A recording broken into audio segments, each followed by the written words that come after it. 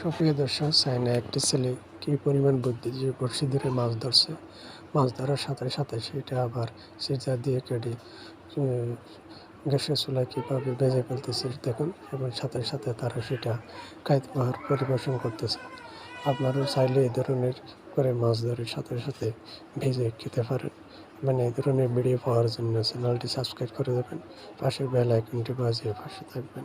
ইনশাআল্লাহ আশা করি আপনারাও আরও এই ধরনের মজার ভিডিও পাবেন।